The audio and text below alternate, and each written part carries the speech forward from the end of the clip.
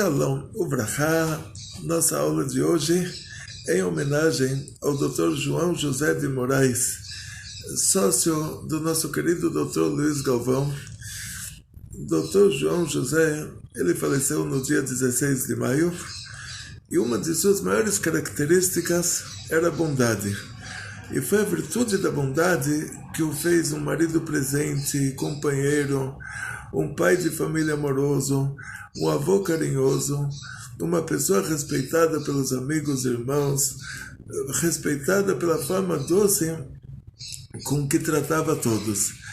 Trazia consigo sempre um sorriso no rosto, mas também não se negava a chorar diante das tristezas que via pelo mundo. Também foi um amigo leal e um advogado que amava o justo. E, em homenagem ao Dr. João José de Moraes, vamos falar sobre a visão judaica em relação à vida após a morte. E muita gente conta que a pessoa estava na morte clínica e que a alma subiu e ele viu um túnel com uma luz no fim do túnel e ele volta e conta. E na verdade, nós, de acordo com a Torá, se uma pessoa conta uma história dessas, a gente não acredita. Porque a Torá foi dada para um povo inteiro, milhões de pessoas, no Monte Sinai. O próprio Deus falou com o povo inteiro, onde vocês vão encontrar uma segunda situação que Deus falou com alguém. O Maomé vai te dizer que o anjo Gabriel falou com ele, o outro vai falar, olha, tá vendo, tá me vendo, eu sou Deus. Cada um vai inventar uma história diferente. Mas que Deus falou com alguém foi só lá mesmo. Ou seja, e falou com cada um, com a pessoa mais simples. Quando Deus falou, no Rio Hashem Elokecha, eu sou Hashem, seu Deus, a pessoa mais simples ouviu isso do próprio Deus. Ouviu Deus falando. Ou seja, Deus falou com todo mundo. E o judaísmo é a única fonte fidedigna de tudo que existe no próximo mundo. De tudo que existe após a morte. Do que existe antes do nascimento e do que existe após a morte. E dizem nossos sábios uma coisa muito, muito interessante. Que Deus é a essência do bem. E a natureza do bem é fazer o bem. Então, o que é bom é eterno. Quando nós fazemos uma boa ação nesse mundo, essa boa ação, ela é eterna. Ou seja, o pagamento por uma boa ação, ele é totalmente desproporcional àquela boa ação que fizemos. Quer dizer, você dá uma moedinha de 10 centavos para tzedakah, para caridade. Hashem te dá mundos e fundos. Não só que o pagamento pela boa ação ele é infinitamente maior do que a própria boa ação que nós fizemos, mas também que ele é eterno. Porque Deus é eterno, o bem é eterno, então o pagamento pelo que a gente fez de bom, isso é eterno. Teve um caso na história, na nossa história, que foi o caso, toda regra tem exceção. A própria Torá que traz a regra, quando existe uma exceção, a própria Torá te traz a exceção. Foi o caso do Nabucodonosor, rei da Babilônia. Ele era a exceção de regra aqui nesse caso. Ele era uma pessoa ruim de verdade. Ruim no fundo da alma. Esse era o exemplo da pessoa ruim. Nós tivemos o nosso primeiro holocausto. Tivemos 4 holocaustos na nossa história. O primeiro holocausto foi a destruição do primeiro Bet HaMikdash, a morte de mais de 1 milhão de pessoas, causada por esse Nabucodonosor, o rei da Babilônia. Ele era o Hitler da época dele. E depois tivemos um segundo holocausto nas Cruzadas, um terceiro holocausto na Inquisição e um quarto holocausto que foi o genocídio na Alemanha. O Nabucodonosor, ele era o primeiro. Ou seja, não passamos por um genocídio antes dele. E esse Nabucodonosor, a história dele é muito, muito interessante. Ele não era o rei da Babilônia, ele era um simples escriba, e um dia aconteceu um grande milagre. O sol voltou para trás, e sendo que os relógios da época eram relógios de sol. O rei da Babilônia, Merodach Baladan ben Baladan, ele pergunta, ele faz uma reunião de emergência, e pergunta para os astrólogos o que aconteceu, como o sol voltou para trás. Eles falaram, não se preocupa, não é uma coisa natural, o sol não saiu da órbita, não vai se chocar com a Terra. Aconteceu um milagre. Foi um milagre, não é uma coisa natural, não vai acontecer de novo. Qual que foi o milagre? Eles falaram que o rei da Judeia, Hizquiel, não sei como fala em português, o Hizquiel. Ezequiel. Então, o rei da Judeia, ele estava doente muitos anos e ele estava numa situação que ele estava na cama, não conseguia, quase que não conseguia se mover. Chegou para ele o profeta Yeshayahu, Yeshayahu se traduz como Isaías, né? Yeshayahu falou para ele, Ko Amar Hashem, assim disse Deus, Metata, você vai morrer, veloterrei, você não vai para o paraíso. Aí o Hizquiel perguntou, por que tudo isso? Muita coisa. Aí o profeta falou, porque você não quis se casar. Você está escrito na Torá, tem que se casar, tem que ter filhos. O Hizquiel, o rei da Judeia, falou para o profeta, saiba que eu sou uma pessoa altamente elevada espiritualmente. E eu vi, no futuro, eu vi que os filhos que eu vou ter, eles vão ser idólatras. E quando o rei é um idólatra, Deus me livre, o país inteiro se torna um país idólatra. E então por isso não quis casar, não quis ter filhos. Mas agora que você está falando isso, então vamos, me apresenta a sua filha, e aí o meu mérito com o mérito dela, pode ser que os filhos deem certo. Aí o Yeshayahu, o Isaías, falou para ele, olha, agora já não dá mais, já está decretado para você que você vai morrer, não vai para o paraíso, então já não tem mais o que fazer, não quero que a minha filha seja viúva. Aí o profeta, o rei falou para ele, o rei Hizquiel falou para ele, olha, você é um profeta, Hashem, Deus te deu uma profecia, você é obrigado a falar a profecia, termina a sua profecia e tchau, vai embora. Porque assim, Ezequias, que era o rei, não é Ezequias em português, então o rei Ezequias não era Ezequiel, então, Ezequiel é Hezkel, né? Esse é Hizquiel, Ezequias. Aí o rei Ezequias falou para o profeta Isaías, você termina a sua profecia e cai fora daqui. Por quê? Porque assim eu recebi, assim eu recebi da casa do pai do meu pai, que era o rei David, que mesmo se uma espada ela se encontra já no pescoço da pessoa, não se desanime ainda, a sua reza ainda pode ser atendida, Hashem pode te fazer um milagre e te salvar. Então o rei, agora o Hizquiel, Ezequiel, Hizquiel em português, Ezequias, o rei Hizquiel, o rei Ezequias, ele conseguiu rezar. Está escrito que ele se moveu para a parede e rezou. Tem duas opiniões na Gemara. Uma opinião que ele não conseguiu se mover para a parede, ele rezou das paredes do coração. A outra opinião que realmente ele conseguiu se mover para a parede e rezar. E ele rezou, ele pediu para Hashem anulou para ele o decreto, ou seja, Deus é a essência do bem, mesmo que tenha um decreto ruim, que já desceu para o mundo, já foi repassado por um profeta, que é o próprio Isaías. E o profeta falou a profecia, falou, você vai morrer, você não vai para o paraíso. O Ezequias, ele rezou, pediu para Hashem anular o decreto, Hashem anulou o decreto.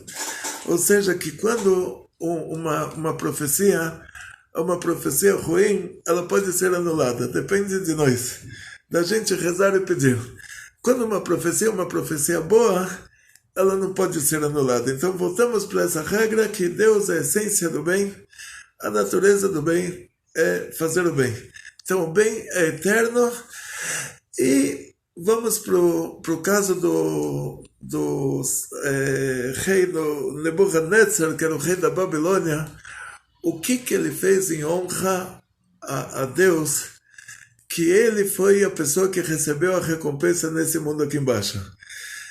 O rei da Babilônia, antes de ser rei, o Nabucodonosor, esse Nebuchadnezzar, Nabucodonosor em português, né?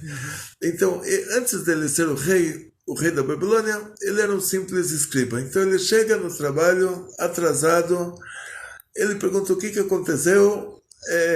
Todo mundo entendeu aí que como hoje em dia tem horário de verão, horário de inverno, né? O sol voltou para trás, então mudou o horário, então consequentemente ele chegou atrasado. Aí ele perguntou se tinha trabalho hoje.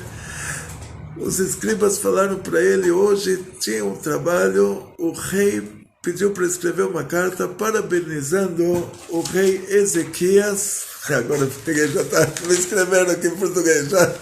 Agora eu consegui.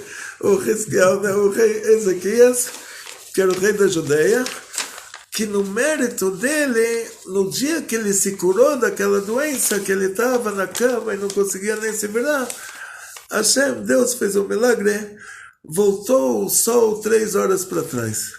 E isso era uma correção que o pai do Hezquiel, do rei Ezequias, o pai dele se chamava Ahaz, aí não precisa me falar em português, mas esse Ahaz, ele era o rei da Judeia, ele era um grande idólatra. E no dia que ele faleceu, para que ninguém falasse uma coisa boa sobre ele, Deus fez o milagre que o sol se pôs 3 horas antes da hora, para que enterrassem ele, porque na hora que o sol se punha, já tinha que fazer o enterro, não podia mais falar o discurso fúnebre. Para que ninguém pudesse falar nada de bom sobre ele, Hashem fez o milagre, o sol se pôs, e Hashem, então, Deus adiantou, fez um relógio de inverno, então adiantou 3 horas o pôr do sol. Antecipou 3 horas o pôr do sol. E aqui, no dia que o filho do Ahaz, que era um grande Baal Teshuvah, que ele voltou para o judaísmo, ele convenceu todo mundo a estudar a Torá, ele convenceu todo mundo a voltar para o judaísmo, a deixar a idolatria. No dia que ele se curou da doença dele, Deus corrigiu aquelas 3 horas, e para que ele pudesse comemorar que agora ele ficou uma pessoa saudável, milagrosamente, e foi feita a correção naquele dia dessas 3 horas do sol. Então, os escribas falaram para o Nabucodonosor, simples escriba como eles, que eles mandaram o rei, o Merodach Baladan ben Baladan, pediu para escrever uma carta parabenizando o rei da Judeia, a cidade de Jerusalém, o grande Deus da Judeia, parabenizando pelo grande milagre que aconteceu. E o Nabucodonosor, ele pergunta, o que vocês escreveram?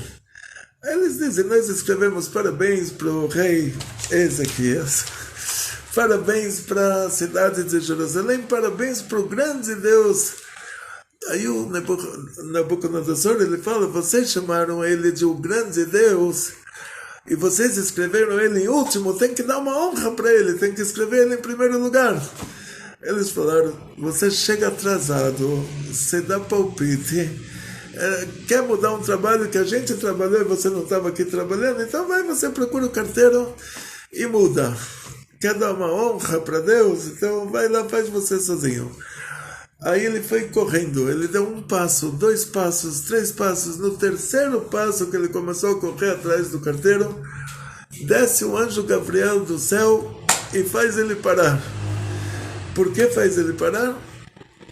Porque Deus queria dar para ele, aqui nesse mundo, pagar por esses 3 passos. E sendo que isso foi a única coisa boa que ele fez na vida, e se ele recebesse o pagamento por isso no mundo de cima, ele receberia isso eternamente. E daqui a gente vê que até uma pessoa que era o pior do que o Hitler, que era o Nabucodonosor, o rei da Babilônia, que fez para a gente o nosso primeiro holocausto, até essa pessoa, ele receberia uma recompensa eterna por 3 passos que ele deu. Então, por que tinha que parar ele no terceiro passo? Porque até 3 passos, Hashem teria como pagar para ele nesse mundo aqui. Até 3. No 4 já não teria mais como, teria que pagar para ele no próximo mundo. Pelo primeiro passo que ele deu em honra a Deus, ele saiu de ser um simples escriba e se tornou o rei mais rico do mundo. E a ponto de estar escrito nos paralelepípedos da Babilônia, os paralelepípedos eram de ouro e estava escrito Nabucodonosor, rei da Babilônia sou eu. Na cidade de Basra, onde ele morava, tinha os jardins suspensos e maravilhas do mundo antigo. E pelo segundo passo, Hashem pagou para ele nesse mundo que o filho dele ficou o rei mais rico do mundo. Pelo terceiro passo, o neto dele ficou o rei mais rico do mundo, mesmo que já nessa época eles deviam estar abaixo do Império Persa, mas aí cada rei tinha sua autonomia, tinha sua... O Império Persa era uma federação.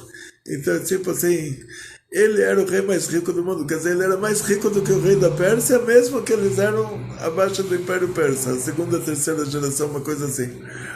E daqui a gente vê uma coisa simples, que Deus teve que fazer um milagre de descer um anjo Gabriel para parar ele no terceiro passo, porque no quarto passo já teria que pagar para ele lá em cima, e lá em cima é eterno. Então daqui a gente entende que toda pessoa que ele fez o bem, que ele conseguiu dar mais de 3 passos para fazer uma coisa boa, o paraíso ele já tem garantido. A coisa boa que ele fez, se não desceu o anjo Gabriel para parar ele no terceiro passo, ele conseguiu dar o quarto passo. Então imagina, a pessoa vai rezar na sinagoga, quanto que vocês andam? Quilômetros vocês andam? 2,5 quilômetros. E muitas vezes a gente, para fazer uma coisa boa, tem que se esforçar tanto, e todo esse esforço você recebe uma recompensa eterna por ele.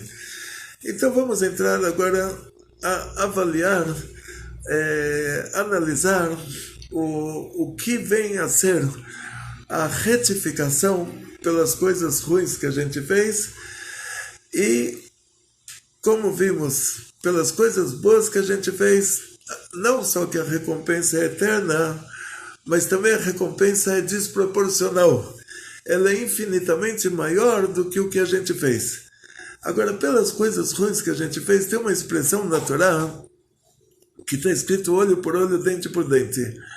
Isso não é uma lei prática, porque na lei prática, se a pessoa entra numa festa e tira a dentadura e fala, agora quem mexer comigo leva soco na boca. Eu não tenho dentes, não tem como me tirar um dente. Se ele der um soco na boca de alguém, ele vai ter que pagar um implante, vai ter que pagar a vergonha que a outra pessoa passou, vai ter que pagar os dias de trabalho que a outra pessoa perdeu. Então, por que está escrito dente por dente se não é dente por dente? Diz o Zohar que o motivo disso é que, na hora que a pessoa fez a coisa errada, nesse instante é decretado lá em cima que exatamente o que ele fez, exatamente no máximo até o que ele fez, isso está decretado para ele que ele vai receber de volta. Mas não um milionésimo de centímetro a mais do que o que ele fez. Então a coisa ruim que a gente faz, o castigo é somente sobre o que a gente fez. É totalmente proporcional e a partir daí a gente começa a diminuir.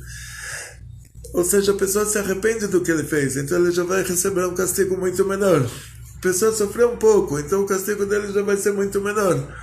A pessoa está com remorso do que ele fez, então pode ser que não receba castigo nenhum. E a tal ponto de o que ele fez, o que a gente faz de errado, não só que a retificação, o castigo para isso é 100% proporcional, mas é do proporcional para baixo. Ou seja, o máximo que a gente recebe é somente o que a gente fez. Nunca mais do que isso e sempre menos do que isso. Então, nós vemos que pessoas sofrem aqui nesse mundo.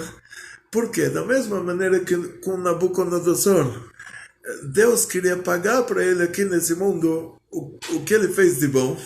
que eram só esses 3 passos. Então ele se tornou a pessoa mais rica do mundo. E a gente está reclamando, olha, por que eu sou a pessoa mais pobre do mundo? Por que você fez uma coisa errada? Aí a gente está te fazendo um favor para te pagar aqui nesse mundo pela coisa errada que você fez, para não precisar receber uma retificação no mundo que vem. E qual é essa retificação do mundo que vem que justifica para a gente que nós agradecemos a Hashem, agradecemos a Deus de estar sofrendo nessa vida para não precisar passar por uma retificação no próximo mundo? Diz o Alter Rebbe, o primeiro Rebbe de Chabad, daqui a pouco vamos ter o retrato dele aqui no nosso Centro da Cultura Judaica. O Alter Rebbe, ele conta uma história interessante. Ele fala como um relógio de sol, que a gente contou a história do relógio de sol. O sol lá em cima ele anda milhares de quilômetros e aqui embaixo a sombra dele anda 1 centímetro. Então ele usa essa proporção. Ele diz assim: Hashem criou, Deus, um dos 13 princípios da fé judaica é que Deus dá uma recompensa para quem faz o bem e um castigo para quem faz o mal. Só que a recompensa é eterna e o castigo é limitado.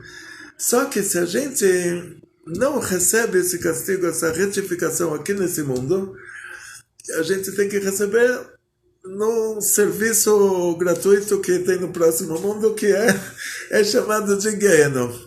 Esse Gehenom, ele existe até Mashiach chegar, até a Geulah. Chega uma etapa da Geulah, a Geulah ela tem etapas. Uma das etapas é que está escrito que o lobo vai morar com o carneiro, e aí o Rambam diz que isso é um exemplo. É um exemplo que nós vamos conviver com os povos do mundo. Por que um exemplo? Porque já não vão mais ter coisas impuras no mundo, então não vai mais ter lobo. Hoje já o lobo está em extinção. Hoje você vai para o zoológico, você vai ver lobo disso, lobo daquilo, está tudo em extinção. Os leões estão em extinção, os tigres estão em extinção. Os animais mais impuros, esses que você tem que guardar eles na jaula, senão eles assassinam, eles já estão se extinguindo. Então no futuro não vai ter nada impuro. Quando chegar nessa etapa, também não vai mais ter o Gehenom. Esse serviço de retificação não vai mais existir. Então, esse Gehenom que ele existe hoje, ele tem um limite de 12 meses, sendo que o bem é eterno, o bem não tem limite, mas a coisa ruim tem limite. Então ele tem um limite de 12 meses, a pessoa não pode ficar lá mais de 12 meses, e ele tem um limite de existência até o final do 6º milênio, uma coisa assim, até aquela etapa da era messiânica, da era do Mashiach, que já as coisas impuras vão deixar de existir. Esse Gehenom, traduzido como inferno, vai deixar de existir também. Hoje em dia, qual que é o problema com ele? É que a pessoa se comportou errado nesse mundo. Matou, roubou, dormiu com a mulher do outro, fez tudo de ruim. E ele está tendo uma vida boa. Mas o que ele fez de bom também ultrapassou os 3 passos. Ele deu 4 passos para ir para a sinagoga. Então, e o anjo Gabriel não desceu para barrar ele. Quer dizer, ele vai receber, pelo que ele fez de bom, ele vai receber uma recompensa eterna. E pelo que ele fez de ruim, ele tem que retificar. Então, na hora que essa alma sai do corpo, é oferecido para ele ir para esse lugar chamado de Gehenom. O problema é que 1 hora lá é como 70 anos dos maiores sofrimentos aqui. E essa é a bondade que Hashem faz para a gente, que a gente sofre aqui nesse mundo, para não precisar passar 1 hora lá no Gehenom. Porque se precisar passar 2 horas lá, aí já 70 anos que a gente sofreu aqui, imagina, a gente não sofre 70 anos, mas imagina se tivesse que sofrer 70 anos, é equivalente a 1 hora. Então é uma bondade divina que a gente sofre aqui nesse mundo, que tem gente que persegue a gente, que tem gente que pega no nosso pé, tem gente que tenta nos destruir. Sofrimentos de todos os tipos, não preciso contar para vocês, cada um tem a sua lista própria e de vez em quando a lista ela é uma... Antigamente, quando era pequeno, tinha lista telefônica. Não sei se tem hoje. A lista telefônica era um livro. E a gente subia para. Aqui nessa casa mesmo, tinha que subir na lista telefônica para chegar em algum lugar. Então, de vez em quando, os sofrimentos que a gente passa, eles chegam à grossura do que era uma lista telefônica antiga. E, graças a Deus, quer dizer que pelo bem que eu fiz, eu não estou recebendo aqui nesse mundo nada, então, Gan Eden, o baixo paraíso, 1 hora lá é como 70 anos dos maiores prazeres aqui nesse mundo. Só que a Hashem queria que eu fosse para um alto paraíso, então ele não me pagou pelas coisas boas que eu fiz aqui nesse mundo para que eu pudesse ter um paraíso maior. Agora, para que a pessoa não vá para o Gehenna, então Hashem dá para ele os sofrimentos aqui nessa vida. E cada um tem a lista dele, né? Cada um, Deus me livre. Então no judaísmo funciona assim. O inferno é limitado. Existe inferno, mas ele é limitado. E quando Mashiach, numa certa etapa, depois que Mashiach chegar, não vai mais ter inferno também. O paraíso tem um baixo paraíso que 1 hora lá é como 70 anos dos maiores prazeres aqui nesse mundo. Tem um alto paraíso que 1 hora lá é como 70 anos no baixo paraíso. E quando os mortos ressuscitarem, que é um dos 13, o 13º princípio da fé judaica, esse mundo aqui ele vai ser mais alto paraíso do que o alto paraíso. Então o que a gente está vendo, esse mundo material do jeito que ele é, no futuro já não vai mais ser assim, já vai se revelar o lado espiritual que está por trás do material.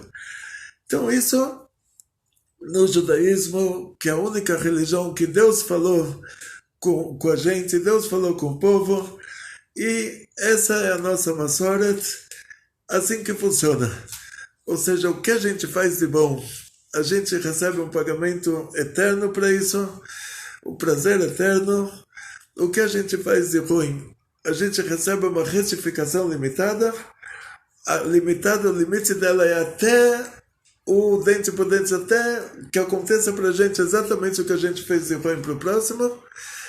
E recebemos descontos sobre descontos em relação ao castigo pelas coisas ruins que a gente fez, e a ponto de a pessoa poder nesse mundo retificar tudo que ele fez de errado e chegar no próximo mundo e não ter lá dívida nenhuma. Então isso é a nossa religião, isso é o judaísmo. Os romanos antigos, que eles pegaram a nossa religião, o único motivo que eles precisavam, o único motivo que eles tinham para pegar a nossa religião, nós éramos um estado dentro do Império Romano, que não tinha muito uma característica europeia, nós éramos um estado já Oriente Médio. E eles tinham uma religião europeia, lá os deuses muito fortes, musculosos, e Deus disso, Deus daquilo, e deusa da beleza, e deusa da feiura, e eles tinham lá uma família inteira de deuses. Eles vieram para o Oriente, pegaram a nossa religião, nosso Deus é infinito, nosso Deus é invisível, nosso Deus é a essência do bem. Só que eles não precisavam de nada disso. Eles precisavam de uma coisa só.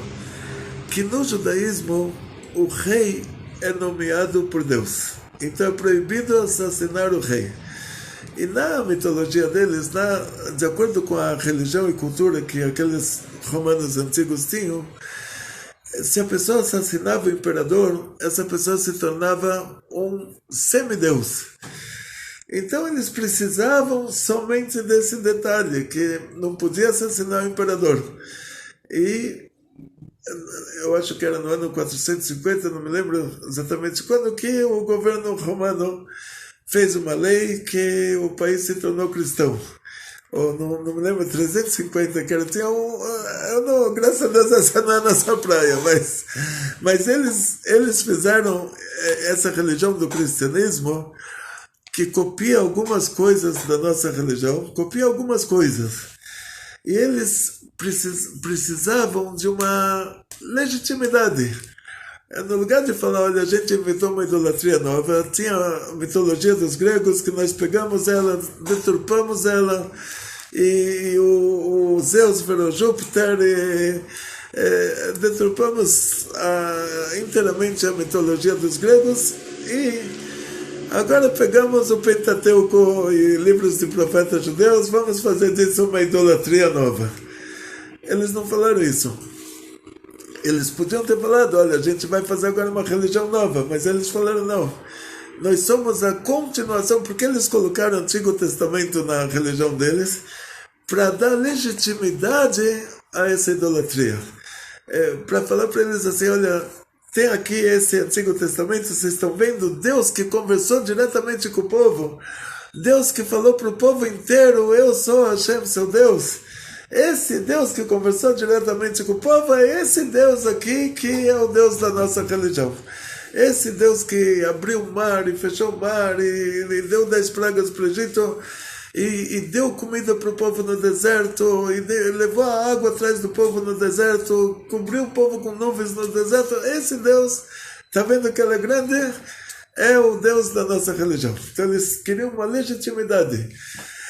Só que qual foi o problema? Que os conceitos eles pegaram da outra religião, da mitologia. Então na mitologia, o Todo-Poderoso era a pessoa que ele fazia uma coisa muito, uma ruindade muito grande e todo mundo tinha que ficar quieto. Então isso mostrava que ele era mais forte do que todos. Então o Zeus, ele foi com a mulher do anfitrião e ele fez o Hércules, que era um semideus. Então o governador dos gregos, está escrito Antíochos, o nome dele, mas não sei em português já, se vocês vão, mas o Antíochos, mas deixa Antíochos mesmo, que depois vocês encontram na história como se traduz. Esse Antíochos era o governador dos gregos. Na história de Hanukkah, ele fez um decreto: toda a virgem que se casar vai dormir com o governador da primeira noite. A mulher tinha que ser virgem, não podia se casar, dormir com o namorado antes do casamento, tinha que se guardar até o dia do casamento, tinha que ser virgem. E tinha que ser casada, não podia dormir com o governador antes do casamento. Então, se ela fosse virgem, casada, e no lugar de passar a lua de mel com o marido que ela acabou de se casar, ela vai passar com o governador, se ele conseguisse fazer uma coisa dessas, ele era o Todo-Poderoso. Isso para eles era o conceito de o Todo-Poderoso. Então eles pegaram na religião deles lá que o Deus, ele foi com a Maria, que era virgem, casada, e no lugar de fazer o filho com José, fez o filho com Deus. Quer dizer, para mostrar que Deus é o Todo-Poderoso. Esse era o conceito deles de o Todo-Poderoso. Aí eles colocaram o conceito judaico em segundo lugar. Que quem é a pessoa mais importante no mundo judaico é o Mashiach. Mashiach, um descendente do rei Davi, que vai construir o templo sagrado de Jerusalém, vai trazer todos os judeus para a Terra Santa. Na época do Mashiach já vai ter paz no mundo, não vão mais ter guerras. Esses detalhes, eles falaram, agora vamos ter que pegar o conceito de o Todo-Poderoso, esse conceito de Mashiach, e aplicar também na religião deles. Aí colocaram em segundo lugar. Aí tiveram que colocar lá que o José era da família do rei Davi, mas não conseguiram encaixar o José em relação ao JC. Quer dizer, tipo, o pai, falaram, pai, o Deus foi com a Maria, que era a virgem casada, fez o JC. Então o José colocaram ele na história para quê? Porque tentaram encaixar o conceito judaico, colocaram lá que o José era da família do rei Davi, mas eles estão dizendo que o filho não era do José, então o que importa de que família que ele é? Então, em outras palavras, da mesma maneira que eles deturparam o conceito de o Todo-Poderoso, o conceito de que Deus, quando Deus falou para você que você tem que ser honesto, Ele é o primeiro a dar o exemplo. Quando Deus falou para você não fazer adultério, não ter uma relação com a mulher do outro, Ele é o primeiro a dar o exemplo. Da mesma maneira que eles deturparam esses dois conceitos, que eles falaram que Deus foi lá, fez adultério com uma mulher virgem casada, e que Deus deu a Torá para todo o povo de Israel e depois pelas costas mudou o contrato, Da mesma maneira que esses dois conceitos eles deturparam o conceito do inferno judaico. Eles falaram, olha, inferno, a gente está pegando esse conceito, inferno é o lugar da retificação. Mas aí eles pegaram esse conceito da mitologia, que na mitologia tinha o Deus do bem e o Deus do mal, tinha o Deus das trevas, Deus alguma coisa assim, tinha o Deus das trevas. Então eles pegaram o nosso conceito de mundo da retificação, o mundo de baixo, vamos chamar assim, o nosso conceito de inferno, que é limitado, sendo que Deus é a essência do bem, tudo que é ruim tem limite, tudo que é bom não tem limite. Pegaram o nosso conceito de inferno e aplicaram na religião deles, pegaram o conceito da mitologia de inferno eterno e colocaram como se fosse, eles estão dizendo que eles são um derivado do judaísmo e estão dizendo que o inferno é eterno, mas o inferno eterno é coisa da mitologia. Então por isso hoje, quando você pergunta para uma pessoa na rua, você pergunta para ele o que vai acontecer depois que a pessoa vai morrer. Aí ele vai falar, ou ele vai para o céu eternamente, ou ele vai para o inferno eternamente. Isso é uma deturpação. O que acontece no profeta Daniel? Está escrito que as pessoas vão ressuscitar, esses para a vida eterna e esses para a morte eterna. E esse conceito morte eterna, ele se aplica, sendo que Deus, um dos 13 princípios da fé judaica, é que Deus ele dá um prêmio para quem faz o bem e ele dá um castigo para quem faz o mal. Então tem pessoas que eles vão ter que receber esse castigo pelo mal que eles fizeram, então vão ter que ressuscitar, tipo, lá a descrição é essa, para receber o castigo pelo mal que eles fizeram, e depois disso eles morrem e acabou. Quer dizer, já morre para sempre. Não é que eles vão ficar sofrendo para sempre. Então eles deturparam o conceito, achando que, olha, o profeta Daniel está falando que existe morte eterna, então é sofrimento eterno. Não, mas eles pegaram o sofrimento eterno, pegaram da mitologia. E eles pegam o profeta Daniel lá para dar uma asgarra, para dar um selinho do rabino em cima, para escrever que é kasher. Nada disso. Ou seja, quem entende da nossa religião somos nós. Isso tem que deixar bem claro. Quer dizer, eles podem pegar o profeta judeu e tentar falar que a intenção do profeta judeu era isso, aquilo. Para quem é judeu somos nós. Quem entende de judaísmo somos nós. Quem entende o que o profeta judeu falou somos nós judeus. E não pessoas que nem conseguiam traduzir a nossa cultura. E quando traduziram errado. Então esses conceitos de inferno eterno não é um conceito judaico, é um conceito mitológico, não é compatível, é zero compatível com a nossa religião, que é a religião verdadeira. Quer dizer, isso é coisa da mitologia, coisa inventada. Então, em resumo, a pessoa está aqui nesse mundo, ele faz o bem, Hashem, Deus vai pagar para ele eternamente pelo bem que ele fez. A pessoa também faz coisas erradas, a gente passa por uma retificação, mas o que prevalece é a coisa boa que a gente fez. Então, temos muitas oportunidades lá em cima, depois para dar uma continuidade. Quando a nossa alma chega lá em cima, está escrito no segundo mandamento que Hashem, Deus, ele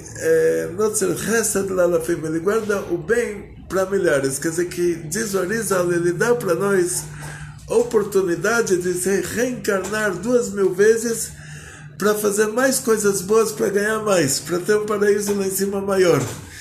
E está escrito que no futuro também, quando os mortos ressuscitarem, está escrito que toda a terra vai se encher do conhecimento divino, que como a água cobre o mar.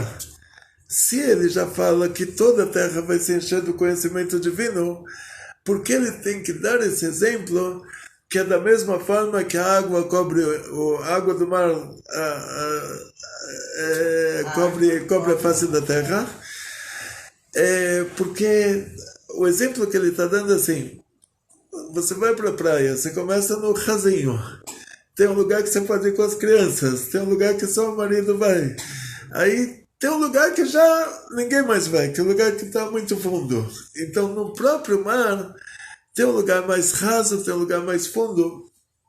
Então toda a terra vai se encher do conhecimento divino. Mas dentro dessa proporção, que vão ter pessoas que vão ter mais conhecimento divino, vão estar mais profundos no conhecimento divino, vão ter pessoas que vão estar menos profundo. Por isso que Hashem dá para a gente esse presente de poder se reencarnar de novo para poder fazer mais. E por outro lado está escrito que Deus ele cobra até a 4ª geração de quem faz o mal. E a mesma Torá que fala isso, a mesma Torá fala que o filho não paga pelo pecado do pai. E não só isso, ainda o neto não tem nada a ver, o bisneto também não. Então quer dizer que esse versículo não está se referindo a 4 gerações biológicas. Então diz o Zohar que ele está se referindo isso que Deus vai cobrar até a 4ª geração, está se referindo a gerações espirituais. Quer dizer assim, a nossa alma volta de novo, tem mais uma chance. Então, na hora que ela volta, ela é chamada de o filho da primeira reencarnação.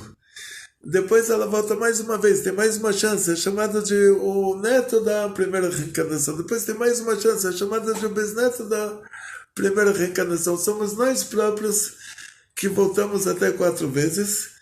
E esse é o nosso limite. Quer dizer que, sendo que Deus é a essência do bem, e a natureza do bem é fazer o bem, Ele não deixa com que a gente faça, quando a gente, cada reencarnação que a gente tem a oportunidade de retificar, se a gente não retifica o que a gente fez de ruim, tem um limite. Na 4ª já retificam para a gente lá de cima, para que todos estejam no final, para que todos possam ir para o paraíso. Está escrito lá que Hashem ele não vai deixar ninguém perdido. Então, desejo a todos vocês muito sucesso, muita saúde, muito dinheiro, muitas felicidades. E a gente tem que ter sempre em mãos as ferramentas para... Muitas vezes as pessoas perguntam por ignorância. Perguntam assim, não sabem, estão acostumados a ouviram, não sabem. Então tem que ter as ferramentas, em resumo, saber o que responder na hora, responder assim, olha, Deus é a essência do bem, a natureza do bem é fazer o bem é infinito, o mal tem limite e o mal tem prazo de validade. Na época do Mashiach, tudo que é ruim vai desaparecer. Atzlacha, Briut, Panassá, Beshefa. Muita alegria, muito Shalom Bait, muita alegria. Vekol Tov.